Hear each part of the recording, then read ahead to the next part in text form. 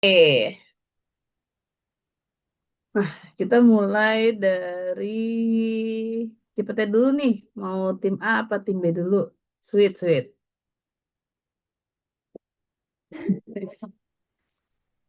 Tim A dulu, tim A. Tim A, tim A. Weh, mantap. Tim A ada saya, Bu Putri, dan Bu Novi A. Oke, mantap. Jadi nggak pindah duduk ya. Ya, Oke, ya silakan. izin Tim A. sampaikan hasil diskusi kita ya, Bu. Oke. Analisa dunia anak dan dewasa, gapnya apa sih biar antara anak dan dewasa, anak orang dewasa itu bisa harmonis. Jadi menurut kami berawal dari cara menyikapi suatu hal dengan cara pandang yang berbeda. Orang dewasa kan sudah melewati berbagai hal, Bu. Terus juga belajar banyak hal, jadi lebih hati-hati dalam melakukan hal apapun. Anak-anak yang masih berpusat pada bermain, orientasi utama mereka main, yang belum paham, bahkan belum tahu suatu hal dampaknya apa, bahayanya seperti apa, itu kan mereka belum tahu karena orientasi mereka masih berpusat pada bermain. Maka timbullah perselisihan di antara atau gap itu sendiri di antara orang dewasa dan juga anak-anak. Gimana sih caranya biar harmonis?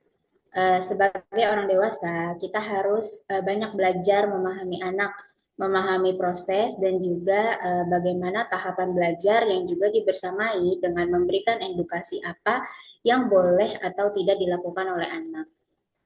Belajar menjadi orang tua yang bijak, memahami kondisi dan juga mau terus belajar. Gap ini bisa diminimalisir dengan beberapa hal. Yang pertama, kita pahamin dulu, kita mengerti dulu cara pandang anak itu sendiri. Lalu yang kedua, kita akui perasaannya. Yang ketiga, kita bangun komunikasi. Setelah kita memahami, kita mengerti, kita mengakui perasaan yang mereka rasakan, baru kita bangun komunikasi dengan mereka. Jadi diawali dengan pendekatan dan memahami, lalu bangun komunikasi, baru deh kita sebagai orang dewasa utamanya untuk terus belajar masuk ke dunia anak. Dan cara penerapan untuk masuk belajar ke dunia anak itu kan beda generasi, beda untuk cara pendekatannya ya Bu. Jadi sebagai orang tua tuh harus diupdate terus cara belajarnya karena beda generasi, beda cara penanganannya. Lalu tahapan selanjutnya kita luangkan waktu yang berkualitas sambil meluangkan waktu yang berkualitas. Kita juga menjadi contoh yang baik, bukan hanya memberikan nasihat, tapi kita menjadi contoh. Jadi anak melihat apa yang kita lakukan, maka mereka akan mencontoh. Jadi bukan asal kak kayak gini ya, kayak gini, tapi kita tidak memberikan sikap yang bisa dilihat dengan baik oleh mereka. Lalu setelah meluangkan waktu yang berkualitas, menjadi contoh yang baik, maka kita edukasikan kepada anak dengan bijak dan juga penuh kasih sayang. Itu di sini.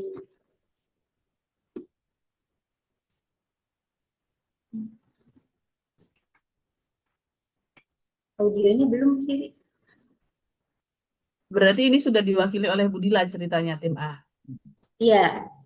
Oke. Nah, saya ada pernyataan dari tim A yang menggelitik saya. Eh, kita kan pernah jadi anak-anak. Tadi ada kata-kata kita memahami anak-anak lebih dalam. Tapi kita pernah jadi anak-anak. Kenapa kita harus memahami anak-anak?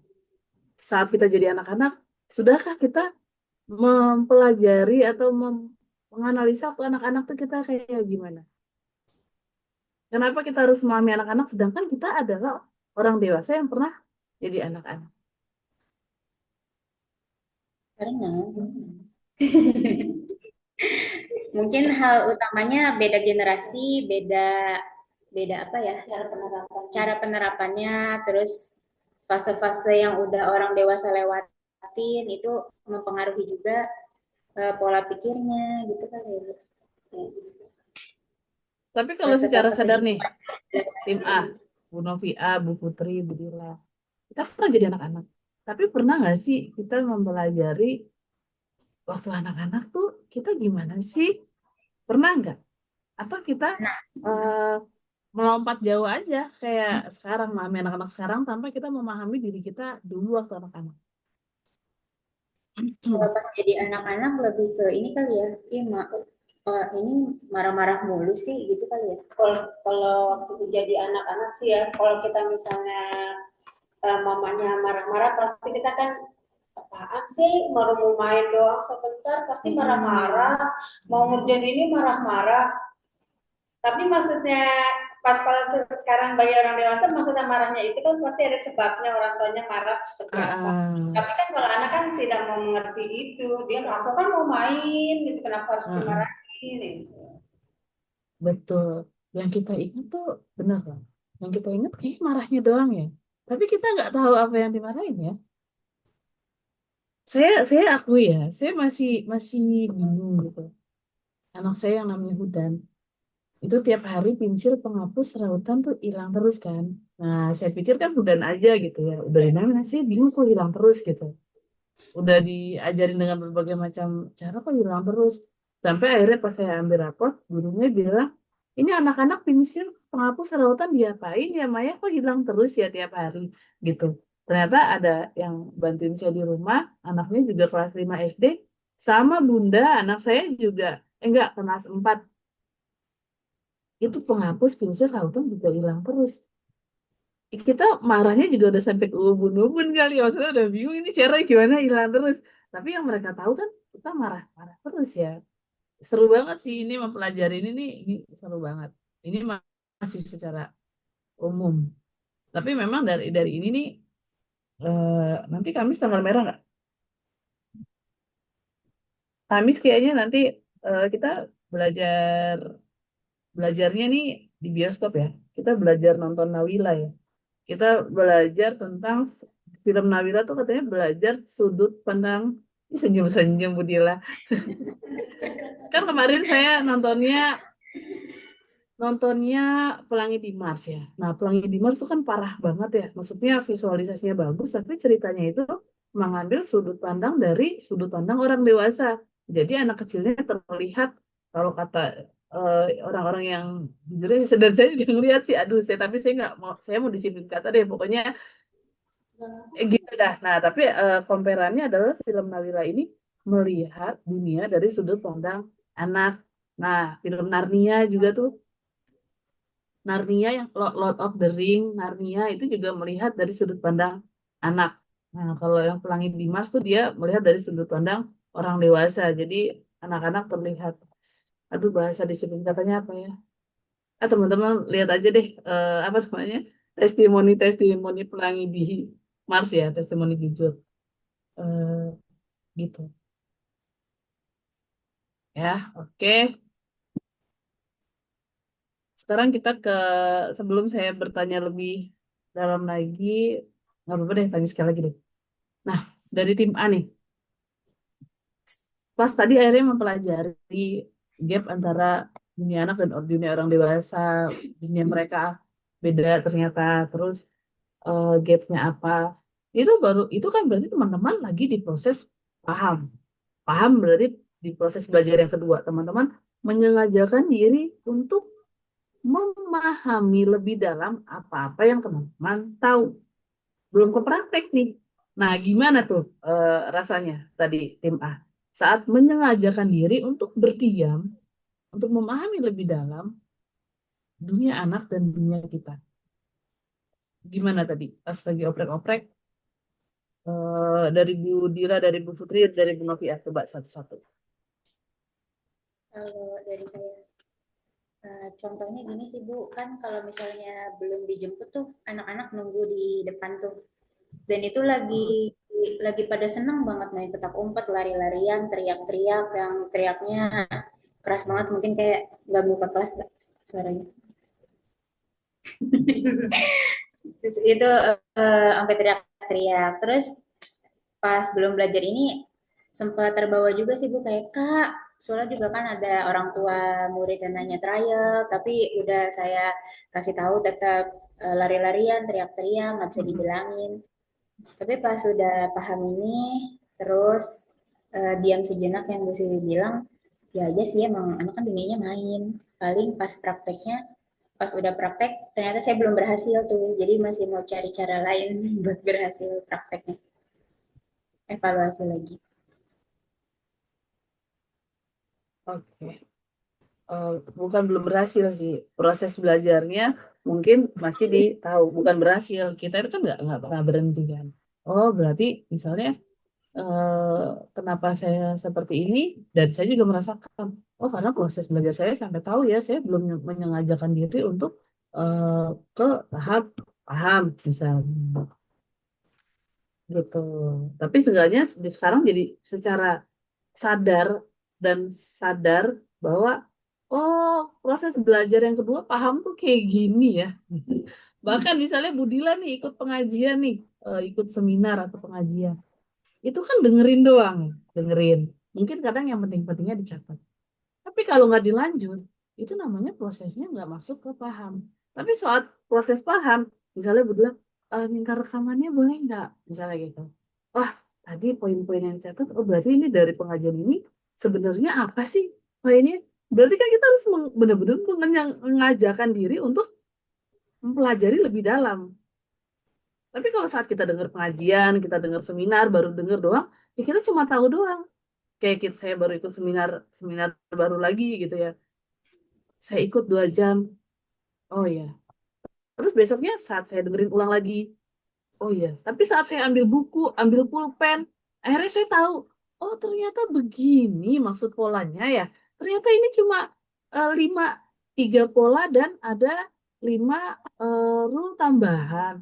Oh dari situ akhirnya saya bisa praktek. Gitu loh. Kalau dengerin doang, oh iya. Kadang kadang misalnya ya kalau kayak misalnya kita lihat gajah dari sebelah atas, sebelah kanan, sebelah bawah. Oh, tahu yang dari belakang ya gajah itu panjang ada bulunya. Kadang lihat buntutnya doang. Gajah ya tipis karena dia ngeliat telinganya doang. Sama kalau kita tahu ya kita yang kita tahu doang. Tapi kalau kita menyengajakan memahami, kita jadi paham pola namanya apa ya? Kita tuh dapat resume, kita dapat ringkasan ilmu, kita dapat pola gitu.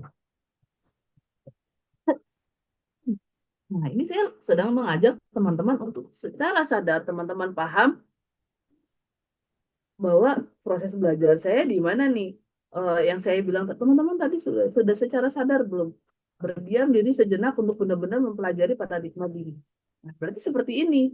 Diam, duduk, berpikir, cari tahu, coret-coret, memahami polanya, gitu. Kalau cuma mendengarkan, mendengarkan, mendengarkan, tapi teman-teman tidak menyengajakan diri untuk berdiam, nulis, mencari polanya, berarti belum ke tahap paham. Oke, plus dulu untuk tim A. Yeay, yes. Wow. Wow. Sekarang kita ke tim B.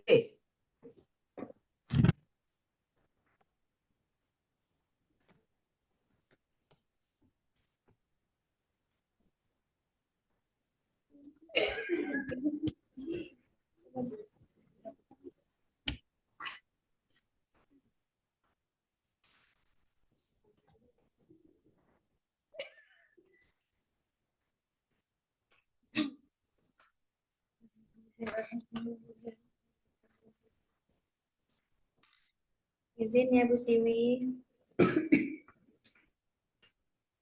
Jadi kalau anak-anak itu kan lebih menikmati, lebih senang itu dalam bermain. Berbeda dengan orang dewasa. Kalau orang dewasa itu kan lebih berpikir logis, logikanya lebih main karena apa namanya ya? Karena sudah mendapat pengalaman-pengalaman yang apa ya lebih banyak gitu maksudnya. Iya dan maksudnya dan tumbuh adanya rasa untuk bertanggung jawab dengan apa yang sudah dilalui selama maksudnya selama apa namanya selama yang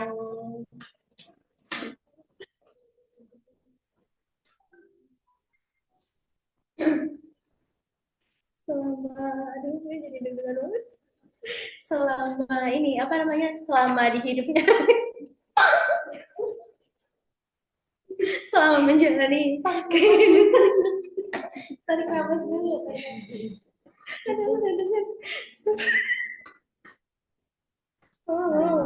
Terus terus anak itu butuh diterima, dihargai, butuh ditumbuhkan rasa aman, nyaman dengan orang dewasa tersebut kayak gitu. Butuh dihargai juga, diperhatikan juga. Orang dewasa pun juga sama, namun dalam cara apa ya berpandangan untuk menyikapinya itu berbeda-beda gitu Bu Siwi. Jadi kalau misalkan anak itu kan jadi kalau misalkan anak itu aku merasa aku bertindak kayak gitu misalnya langsung ada tindakannya gitu kalau untuk anak-anak misalkan dia merasa sedih dia langsung menangis kayak gitu.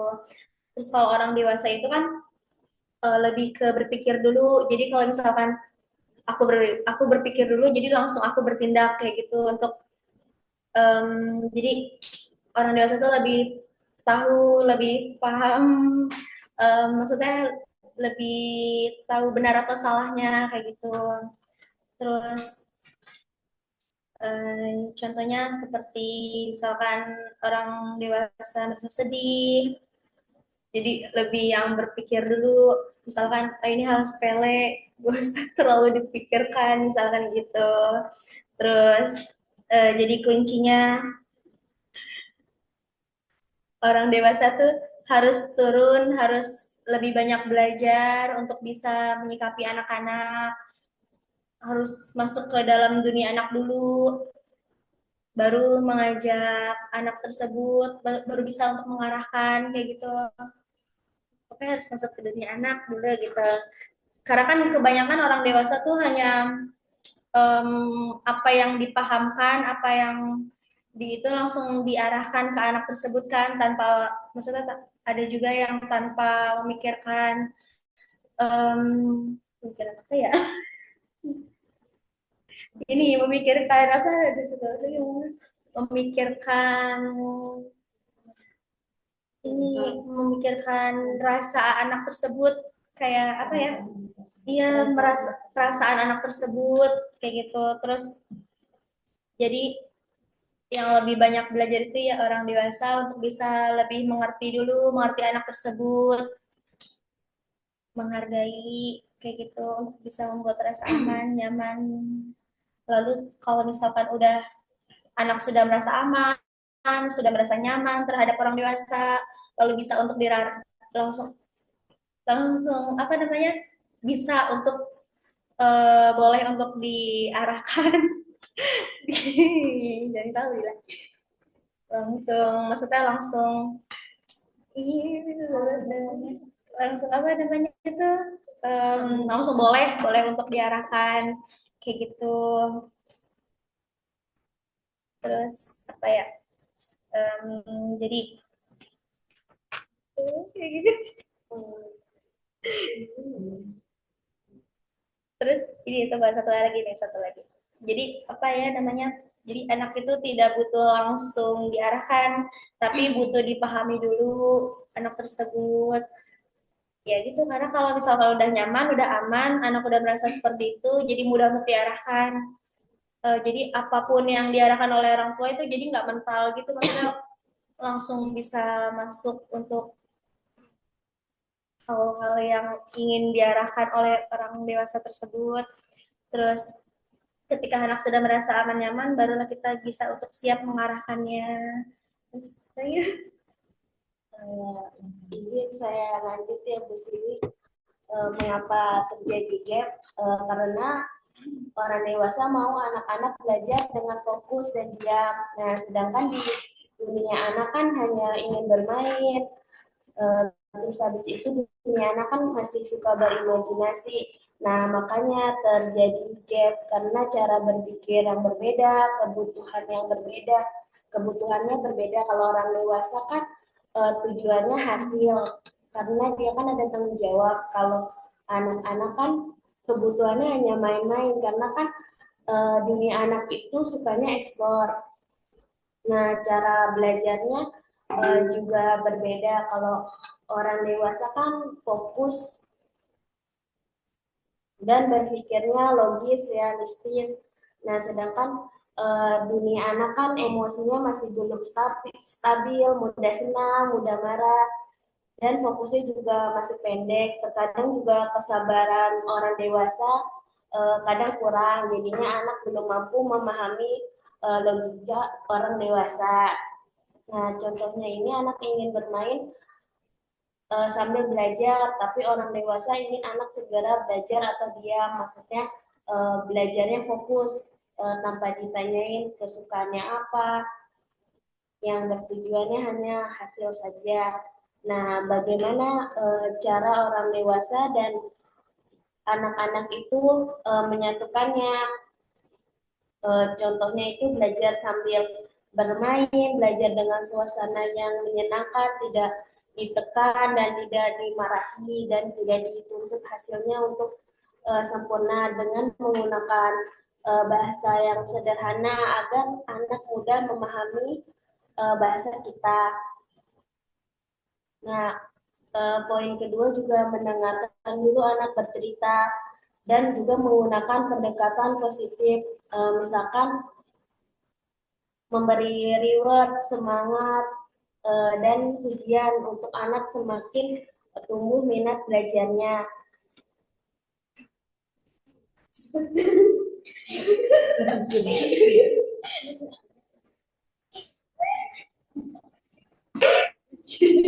Jadi intinya itu kalau pada anak itu belajar dari hati dan pengalaman. Nah, sedangkan orang dewasa itu berpikir secara logika, terstruktur dan punya tujuannya.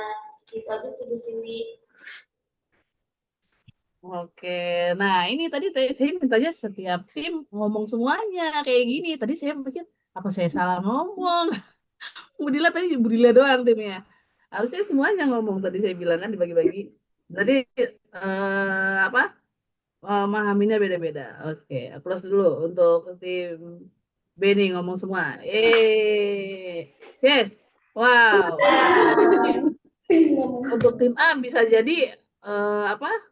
Marunda juga mungkin sendiri gitu ya. Mungkin cara menyampaikan saya tadi yang belum tepat.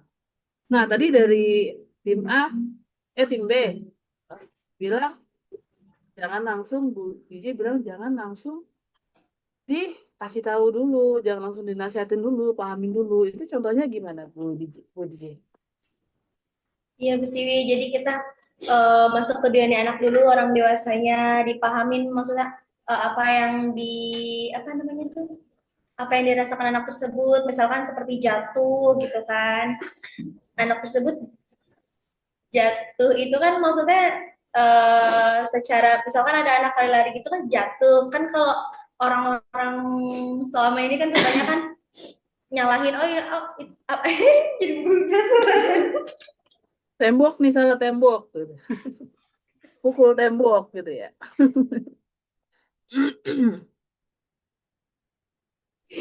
Dan misalkan ada anak suka lari-lari gitu, terus tiba-tiba jatuh. Kan kalau orang-orang kebanyakan menyalahkan, oh itu salah, ada kodoknya kayak gitu sih. Jadi kalau anak kan merasakan rasa sedih gitu kan, jadi nangis. Biasanya udah diem udah gitu doang. Misalnya gitu kan orang kebanyakan ada yang seperti itu. Jadi untuk menyikapinya tuh orang dewasa ya memahami dulu, misalkan kakak sedih jatuh gitu, terus nanti iya boleh sedih, jadi diusap-usap, disayang-sayang gitu, dibuat apa ya rasa nyamannya, maksudnya di Oke, saya contohkan yang lebih sederhana boleh? boleh Kalau saya sih. udah kepikiran duluan.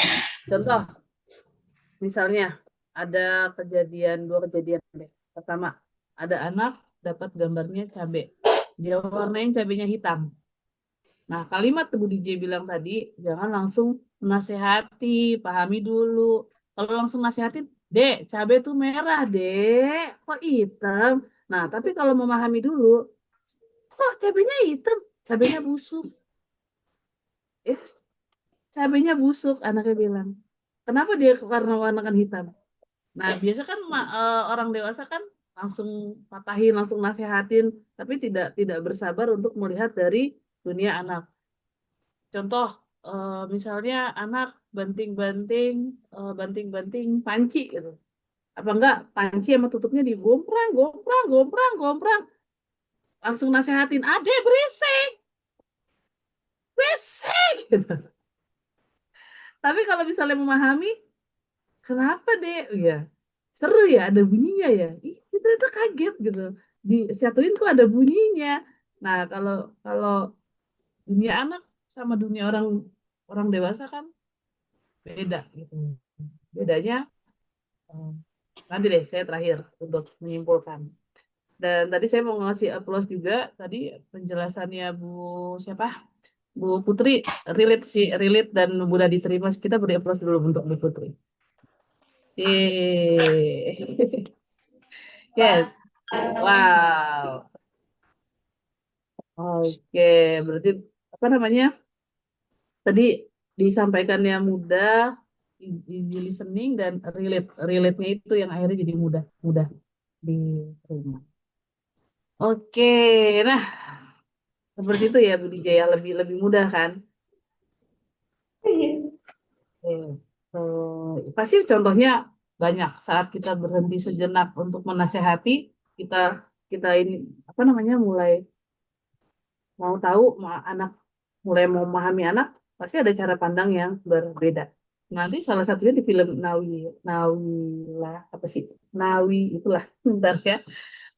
Itu kita belajar dari sudut pandang anak. Saya sih belum nonton, tapi saya baru review-reviewnya tuh jadi di film itu kita belajar melihat dari sudut pandang anak gitu. Yang buat saya jadi lebih tertarik dari pembahasan kita kali ini. Nawila ya. Oke, sekarang kita ke Marunda. Oke, silakan Marunda.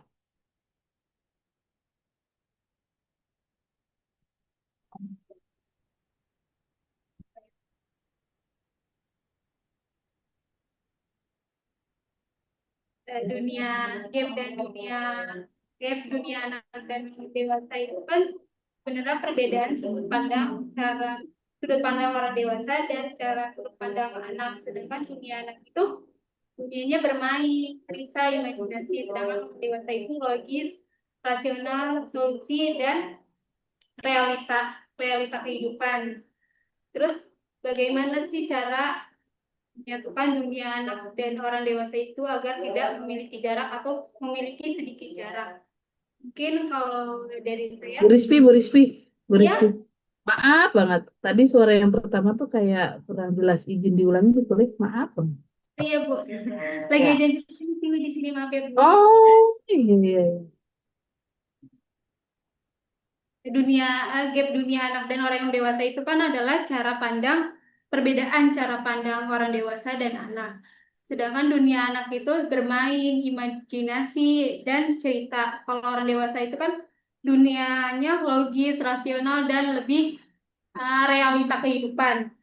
Nah, gimana sih biar dunia anak dan orang dewasa itu memiliki gap yang sangat sedikit atau tidak memiliki gap sama sekali?